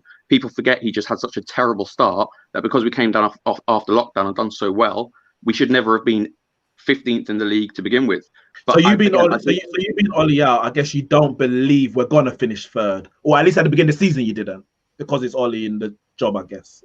Yeah, I think I don't think we will finish 3rd. I think we will drop off. I think obviously I don't want us to. I'd love us to continue this run, but like I said, if we drop points against Burnley are a horrible team to play against. If we drop points against them and we lose Liverpool, City have picked back up. We drop to 3rd.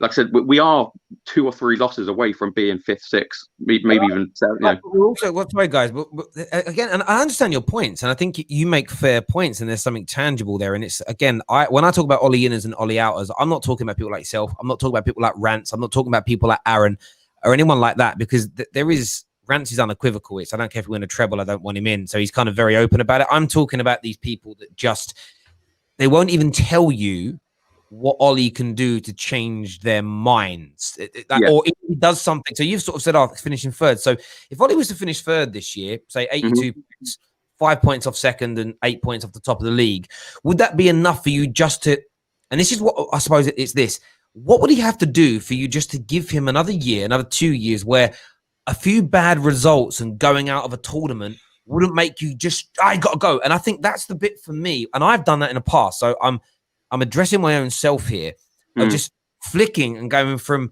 one day saying I'm backing my guy to literally jumping into I want him out and vice versa. So what has he got to do for you to say, do you know what? I've seen progression. The trajectory is going up because this last 12 months, there has been a clear progression. There's no doubt about it that the win rate's gone up. The amount of games we've lost has decreased. We've grown in terms of the league. And I get Liverpool have dipped and City have dipped. But that's, it's part and parcel of that. If Arsenal were as good in 1999 as they were in 1998, we wouldn't have won the treble. That does play out. They weren't quite as good. So these things happen. But what has he got to do, in your opinion, for you to say, I'm just going to get behind this manager now, win, lose or draw? For me, it's consistency. We're 2 years in. We're still way too inconsistent. We'll have 3 good games, 2 good games, followed by a horrendous game. When you say consistency, are you talking about the level of the performance, or are you talking about the win percentage? Because the win percentage is now in the mid-60s for the last year, and it's growing. So that the win rate has become consistent. One more win in 10, and it becomes a higher win rate over a 12-month period than Pep's ever achieved at City in all comps. So for me, it's definitely performance related. I think there's been too many I asked my friends this the other day, name me sort of 5 great performances under Ollie, and they struggled because we have great 20 minutes here and there. We have great second halves.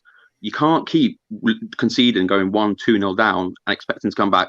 Again, I have to give him credit that the teams do come back more often than not, but you can't keep having these slow starts or having a good, we came out the blocks today, 15, 20 minutes, and then we just turned off. The game was dreadful. And against a better team, we would have been question for you. My question would be this. Say if the performances were what you wanted to see, or the style of play is what you wanted to see, but yet we're not even reaching semi-finals and we're still not getting over the line with semis and certain mental points in the season, like this Burnley game, we don't end up going on top. Would you then also be like, this manager's got to go because for all the style, there's no substance? Or you literally just, as long as the football's good, I believe potentially one day it will get something. There has to be a balance, doesn't there? I think performance-wise, looking at the squad we've now assembled with Bruno, with Pogba, with Cavani, with Rashford, we now do have a team that is capable. And the reason I was a bit annoyed last season was because we lost 3. Yes, we lost 3 semis. I'm not kind of having to go at him because, like you boys said, getting to semis is an achievement itself. But the semis we lost were so winnable, and we're a better team than Sevilla. Yep, we let them win the Europa League. We're a better team than Arsenal. Yet they won the FA Cup. The City game, the other day, City are back on form. And what I think that showed is actually when City do get back into gear, when Liverpool start picking up performances again, we are still way behind them. And I think the league is a little bit, like I said, you've got to give the boys credit. You've got to give Ollie credit for being where they are. But that's because everyone has been pretty bad. So, sorry. So, listen, I think I don't disagree with some of the things that you've said. I think performances are important. I do think, though, we're very nostalgic. So Fergie is the greatest manager of all time. I remember dozens of games a season where you think we were lucky to win that. I remember lots of games in the season where I'd sit there and be like, "Oh, we're 3-0 up at half time. Why have we only finished this game 3-0 or not scored in the second half?" We were known as the comeback kings for a reason because we came back so regularly. Now, what I would say about this last 12 months of progression under Ollie is this conceding first and coming back was literally 4, 5, 6 games out of the 50 odd we've played. So for me, it's a little period of that time has been us going behind in those games and having to come back. I wouldn't say that's an example that covers the breadth of that. I understand people want the performances to be better, but that's where the balance has to come in. Because for me, if our performances don't improve in terms of now, if every 50 games we play, we get what we've got in the last year, but we just slightly improve that win percentage by, say, another 5%, and we're winning 7 out of 10 games, that's enough to push us towards winning league titles. And then again, on cup games, as we've all said for years, that's where it's just not luck on the day, but sometimes, we were close in some of those games. And I think if we played those matches again a year or so down the line, team more unified, the squad we've got this season, I think beat Sevilla last year. I think if you've got a Cavani, if you've got a Telles, if you've got Van der Beek in your squad, I think it brings you forward more. And we never had Bruno. Remember? Yeah, we did. For the Sevilla game, we did. Bruno, we had Sevilla. We didn't have Bruno for the League Cup semi-finals. But I think so, and that's where I look at it as though we're not as far away from what you want as maybe you think you are.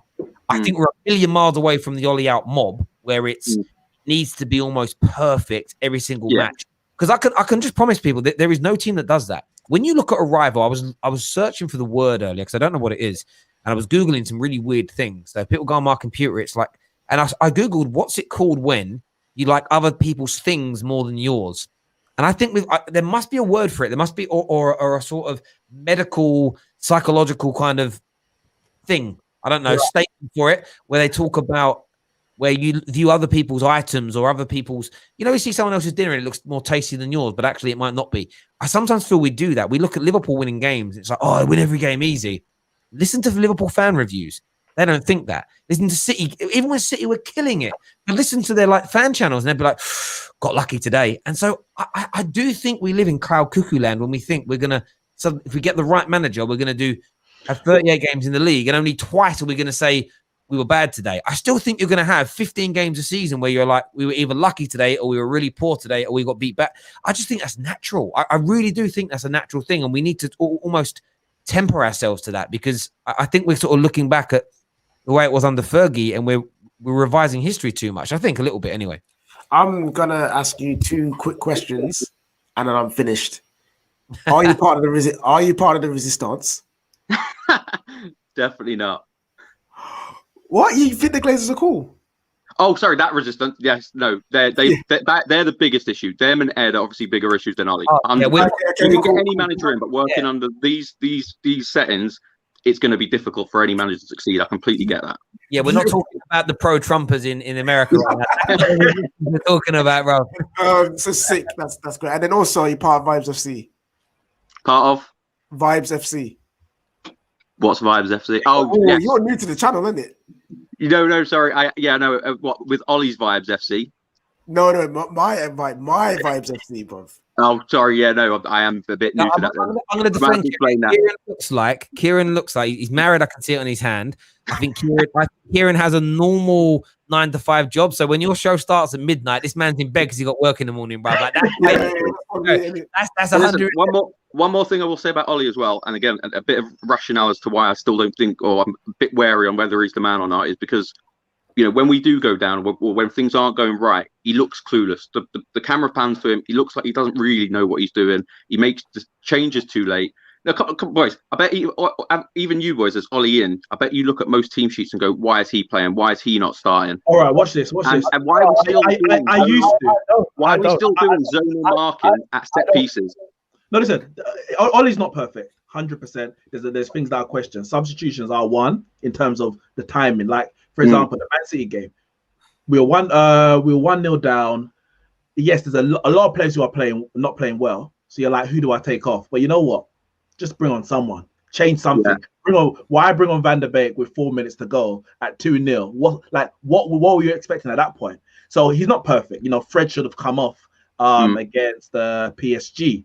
We were 2-1 down, by the way, before he actually did get sent off. We were already losing the game, but he should have come off before, and maybe whatever the change was, we might have won the game. However, I've made a point. I said I don't micro-analyze Solskjaer anymore, because for me, in the last year, he's done enough in terms of results to say that, you know what, maybe his substitutions overall and maybe his first 11s overall are actually better than what I think, because every time we question it, the 65% win ratio suggests that he might know a little thing or two on the sidelines. Not that he's perfect, but he might know a little thing or two. The McTominays and the Dan James and the Matters, 65% of the time, they're winning the games. Kieran, can I ask you a question? Sorry, Alfie. I get your point. There are some things he does that I have criticised. Again, though, I cover every top 6 team plus Arsenal. So we do top 6 plus 1 here.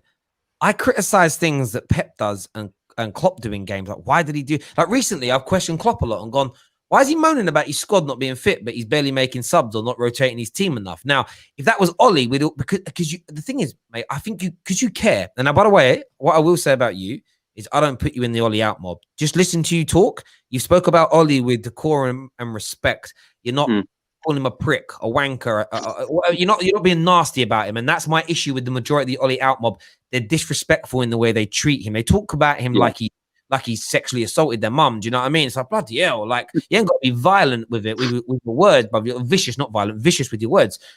But I suppose it's looking at these things and decisions you make. The win percentage obviously plays a sort of big part into that. But I just sort of feel like, do we overanalyze what our own club does a bit too much? Do we overanalyze it too much? And of course there are going to be mistakes, but are we just deeping it a little bit too much? Do you look at other teams and overtly criticize the decisions that much, or do you just sort of sit there and barely concentrate? Yeah, I genuinely don't care about any other teams. I just look at what we do, and So you're right. I probably do analyze every single substitution. If we don't watch other teams with that level of detail, how do we know that replacing Ollie with a manager from a club that we never watch isn't going to do very similar things to what Ollie's doing? Because we see this all the time. We see it when players come. People are like, all the Chelsea fans in the summer, Werner's a winger, bruv. Why?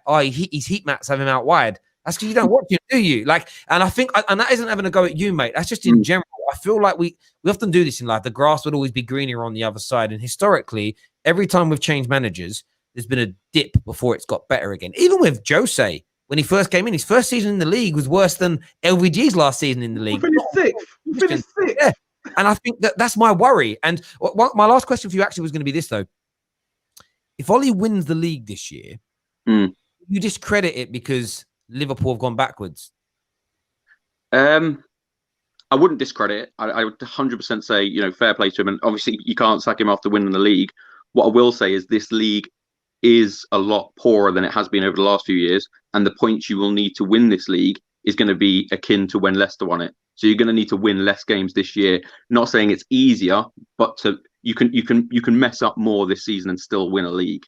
So Kieran, mate. I just want to say with this one thing too. So I agree with what Terry said about you. You're not one of them hardcore Ollie outers. Yeah, you don't seem that way. You're very eloquent in the way that you speak. But I will tell you, it's a very slippery slope, my friend, because all you need is a couple of preachers to come to you about Ollie out. Yeah, and the way that you're being over analytical. This is what I call being emotional in football. I don't like his face. When you said, honestly, when I look at him, he looks like he's got no clue. Who are you to look at his face and say you know what I mean? Like I don't. One of my friends says it to me when he says, "Look at him, bruv. He's looking at his iPad." I'm like, bruv, who are you? Who are you to be like, oh, you're some psychologist, are you? You can look into the way his eyes are moving tells me that he's got no clue. Do you know what I mean? So it's very slippery slope. So be on I get it. One thing I do agree with what's funny about that Alfie, right? There's certain people that I know call Ollie out for those things on socials, and I'm like, man's looking at his iPad. Oh, what, bro? I look at my iPad too, bro. These same YouTubers, and I see these same personalities. I see these same people get angry when they get judged by somebody based on how they look. What? I'm wearing a hoodie. What does that mean? I'm so and so. Well, because Ollie isn't screaming and shouting on the sidelines. You're saying he's lost. Like you're doing the same mental. Preference plays. Sorry, Katie. This comment here from Gregory says I can probably count on both hands the amount of times I didn't complain about Fergie starting lineups, and it got me thinking. Thank you, Greg. Back to when I used to go to Old Trafford every other week in, week out, away games. I always remember being in the pubs and it was, the lineup's out, and everyone look at the screen or phones or whatever, and it'd always be, he's fucking playing again, or I wish so and so was playing. Because we're his favorite player. Everyone has a favorite. What's Wes Brown doing there? Then as soon as it happened, the world was different. This is what happened, and I'm not saying everyone has to drink, but it was like, right, we know what the lineup is. Let's get the beers in. Let's get singing. Let's get to the ground and just support. And it's just how it was. I just find football's because I think we just get too. Interestingly, a lot of people that don't like Ollie, when I listen to them talk, a lot of them say things like football's a simple game. I'm like, then why do you overanalyze what the man's trainers look like? If it's simple, then analyze simply. But listen, I hear what you're saying. Listen, Kieran, thank you for coming on, mate. Really good points made. Really respectful. Nice talking to you, mate. You take care of yourself. Thank you very, very much. Next on the show, we're going to get Steve. Steve, what do you want to say, mate? Well, I'm just going to say I didn't watch the game because I was watching the Arsenal game, and obviously that overran and that. And yeah, you can give it, right, we struggled against Newcastle as well. I just wanted to relay, I saw your video earlier, Terry, and I just wanted to say that I fully respect to you. You could have quite easily lost it, and I've completely got your back on that, right? And what you do for every football fan, as fans on the football terrace, especially through this pandemic, right, is just, it's a godsend. Sometimes it helps, like, me mentally as well as probably everyone else, probably in the chat as well. So I appreciate you. Big up to you. Thank you very much, mate. I appreciate it. Can I also just say, Alfie, thanks for the response as well, man. It means a lot. It's all right, bro. It's all right, mate. It's not a problem. In terms of Arsenal, just real quick, because we've got a few more calls to jump through, and I appreciate your words. Obviously, you went through in the end. What did you make of your team's performance today? Well, Willian, I don't know why he's still... I don't even know why... I can see why I wanted to pick him, because he wanted to rest players. It's funny, because usually you want to rest the first team players and try and play some of the kids. We're the other way around. We want to play our kids in the Premier League and keep this first team away from our main squad, right? So I can see why I play Willian, but I don't want him near the pitch. Don't even want him in an Arsenal shirt. I swear he's a Chelsea agent. I swear to God. You got 3 more years. You got 2.5 more years, bruv. I'm already counting the days. Yeah, I'm no, counting the days. Stevie boy, Right. you're a legend. Thank you for coming on the show, mate. I've got one more call we've got to jump into before we finish the stream today. But thank you very much, mate. Really appreciate your words. We are meant to be going to Zane. Zane's disappeared. We'll just look into his room while he's not there. He's drying something on a radiator, as I can see. Can I just say before he comes? That's his leggings, mate. That's Zane's leggings. He's tight. He's tight today. Yeah, you know how There he is, there he is, there he is. Hey, what are you saying, boys? What are you saying, boys? I skipped my vodka. Terry, can I say before Zane, because Yes. Zane got up on one, he Yes. gives us a whole monologue. Can I just say, very very good call from the previous, I think his name's Kevin, which kind of debunks what a lot of Kieran, sorry, Kieran, yeah, what a lot of Ollie outers would say when they were like, you know, Ollie, you can't tell me how to support my club. We disagree on a lot of stuff, but you can still have a proper discussion. Just because you disagree, it doesn't change anything.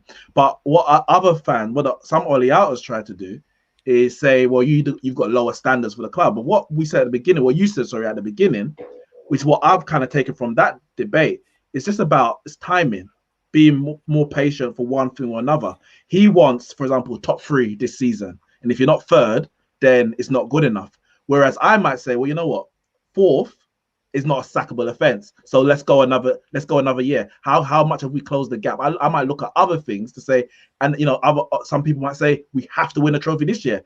I might say, well, you know what? I think next year is fine. Yeah. A lot of it is to do with timing and how urgent people want it. Whereas I'm like, you know what? I'm willing to forego a couple years because I believe that there's greater on the other side, as opposed to success now, meaning that we're gonna take us back to the glory years. I don't necessarily see it like that. Again, and when he was talking about the whole he looks like he doesn't know what he's doing, I don't necessarily agree with that. But there is one thing though, that the way he sits, yeah, with his legs crossed and his knee, holding his knee like that, yeah, it ain't a reason to get Ollie sacked. But I'm just like, bro, stop doing that, fam. It's getting to me, bro.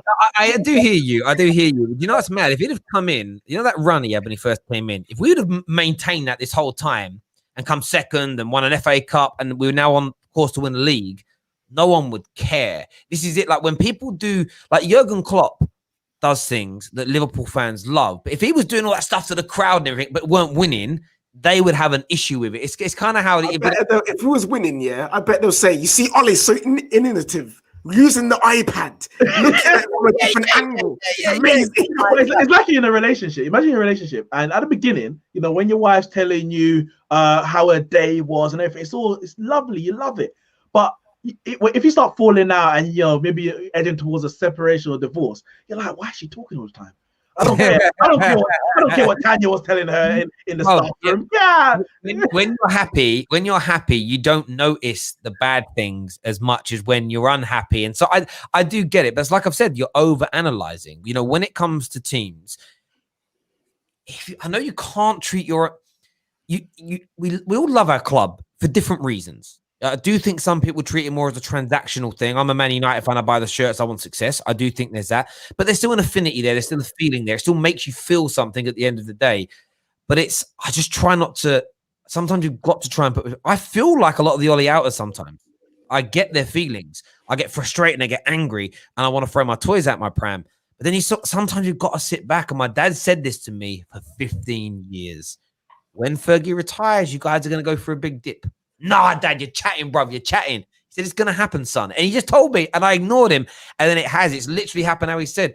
You know, my dad said when Arsene Wenger leaves Arsenal, he was like, it isn't going to suddenly get better. It's because although they were brilliant for our clubs, you could actually argue someone being there so long. We got it wrong at Man United. We didn't get it wrong. That's crazy thing to say because Fergie was so brilliant. What we got wrong about it is Fergie run everything top to bottom. And then he left. And it was like, now we're going to give somebody new that responsibility of running the whole damn thing. What we now need to do, we did.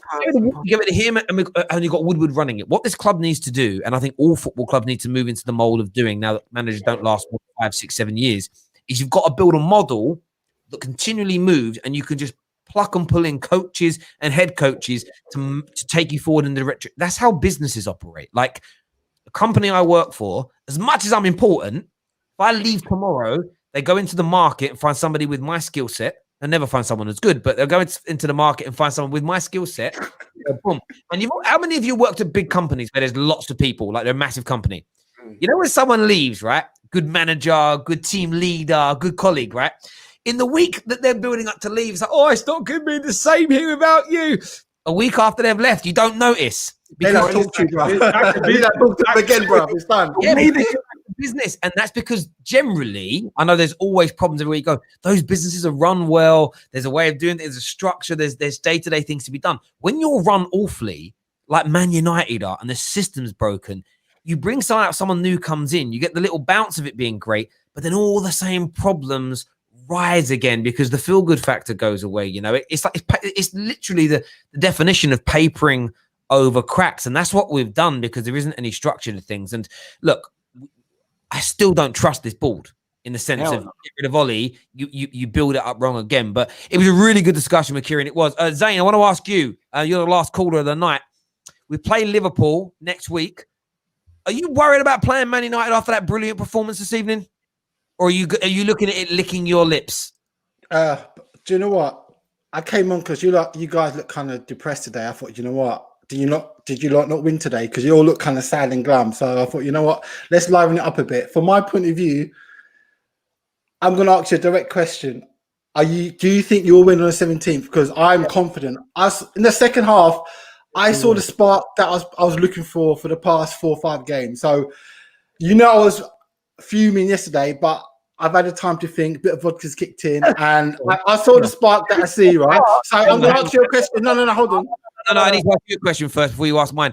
So you saw a spark in the second half against Aston Villa's under 13s. You're sick. I think it was the 23s and 18s, bro. No. But all right, just on that though, can I show the levels though, right? Henderson played in the first half. I've got an agenda. I've got a Henderson agenda at the moment, right? I've got a Henderson agenda, and I know all these fans will come at me like, "Oh, you're not a real fan." What did Henderson do in the first half? Then Thiago. Oh, and Terry, let me correct you. He got 2 assists today, mate. I want to correct you. He got 2 assists today against the under 13. And what? Zane, you're that kind of guy, yeah, that when you play football against 6-year-old children, you would brag after work. You come to work and be like, boy, I scored 13 goals. You know what it is? Zane will be. You know them ones. Ask my boy. I'll tell you, bro. This is what Zane will be like. Zane will have a little argument with his 7-year-old nephew, right? Tell his 7-year-old nephew off, make his 7-year-old nephew cry, punish him, send him to his room. When he's in the pub with his mates later, but listen, man, I got into a right ruckus earlier, bruv. No, bro. No, that's your style, bro. Man squared up to me. I got right but I told him, bro. I told him this, I told him that. I said I'd smack up his mum. Yeah, You're basically a doorman at Mothercare, aren't you, mate? That's what you are, bro. You're a doorman at Mothercare. Please allow that, man. Anyway, I'll come here to give you some joke because, boy, you look kind of depressed. And that's a fact, man. If you watch back the video, you're like, look, what's going to happen? I'm coming here facts, right? I'm coming with some chest now, bro. 17th, I'm happy, bro. I'm happy. I saw enough against the under 13s or whatever you thought. That, boy, bring it. Let's go, man. So, come on. Ask my question. Are you going to win on the 17th? Yes or no? We're going to smoke you, brother. You smoking the illest crack. All right, guys. Did you see what that kid Barry did to you yesterday? Barry's dream came true. Do you know what that is, bruv? That's equivalent to Marcus Rashfield distributing 1 mil, bruv. 1 mil. So that's still a defender that we say we've got. We keep telling you you're not a defender, bruv. We keep telling you you're not a defender. But anyway, KJ, yes or no? Are you going to win on the 17th? Wait, what? Are you going to win 17th? Yes or no? Sure, why not? Terry? Bro. Listen, bro. No, you're going to win 4-0. Neat. What are you saying? Very good. I'll make my decision after the Burnley game. All right, can I say something? Are you guys sponsored by Bird's Frozen Waffles? Because the amount of waffling you lot are doing, bruv, man. Do you know what you get me, bro? What's going on, bro? You get me? And you help me smoke the gold drink, man. Smoke like gas, bro. Gas. Hush the noise for 2 seconds. How is man going to ask us a yes or no question and then say we're chatting waffle? What is that? We had two answers, fam. Literally what he does when he nicks candy off of his nephew. Yeah. Listen, you beat up a bunch of kids yesterday and you're celebrating it, bruv. I'm muting. Listen, he fully came here and he said, I have a dream that Aston Villa under 23s got piped by Liverpool yesterday, so Liverpool are back. That's do you know what the joke? No. Do you know what the joke thing is right about yesterday? Alfie, honestly, I was going to say something to you about the Liverpool fans, right? They were like, "Oh, at least we still won." And I'm thinking that's embarrassing what happened yesterday, right? And there's a lot of fans were like, "Oh yeah, we still won." I'm thinking, "No, man." You were just gassing Thiago's performance, fam. Shut up. Shut up. And I told you, Alfie, system assist, man. That's what he does. He did 2. Mane's goal. Wow, bro. So what are you talking about, bro? Under 30s, under 30s, bro. I come with the fact. But he's a assist. He was. Bought Thiago for Aston Villa under 23s, bro. You bought Thiago for Aston Villa under 23s. Zayn, how can you? Sorry, my bro. How can you, say Liverpool fans? They were saying, we just won the game. How can you be vexed at that and then be gassing Thiago's performance like 1 second afterwards? What? Listen, be a man, bruv, yeah? I beg you, be a man, bruv, yeah? Play your B team, bruv. Play your under 23s, bruv. Be a man, bruv, yeah? Don't come here and say, listen, we tickled some kids yesterday, bruv, yeah? And we beat them on the all of that. Don't come here with that. Listen, don't come here with that. We don't want to hear that, bruv. You know what Man United would have done, bruv, yeah? You know listen, what did Ollie do today, bruv? Ollie 9 players, bruv. We played whack today as a B team, bruv, yeah? Because we played championship. You man played kids, yeah. It was your strongest 11. Exactly. That's what I'm trying to tell you guys. Let me say the interesting point then, right? It's quite noticeable that a lot of the teams played their B teams. Yet Klopp, because he kind of shook the way we've been performing lately, he played his strongest team still. I was like on my tweet, like, "Bruh, stop messing around." Guys, we have some exclusive footage of Thiago and Fabinho going up to the here we go. The Aston Villa squad after the game. So we're going to get this up on the screen for you. It's just been sent through to us now. What you guys did to Aston Villa yesterday, that's literally what you're celebrating. My missus got sorry for them. Like, my missus was like, "Oh, I hope they do well. Actually, I want them to do well." I'm like, what are you talking about? Do you know what I mean? So I get where you're coming from because it was too much, bro. I'll be honest, man. It was right. I've got one question for you. What one? Are you okay? Like, are you okay, bro? Want to cuddle? Yeah. And are you tight? You guys are, bro, because you guys are tight, right? Blah blah blah. Zayn, are you tight straight yet? Huh? I don't know what you're talking about, behind you on the radio. That room you're in, bruv. You go touch the walls. You go touch the walls in that room. Are those walls padded, bruv? Like, are you somewhere? Are you in there? One thing I like that I do like the banter up because I think I'm looking forward to the 17th. I've already said it to you guys. Let's see what happens. All I'd say is that at the moment, from what I've seen from you guys, any big game, you bottle it. Like, get qualified for Champions League next round, bottled it.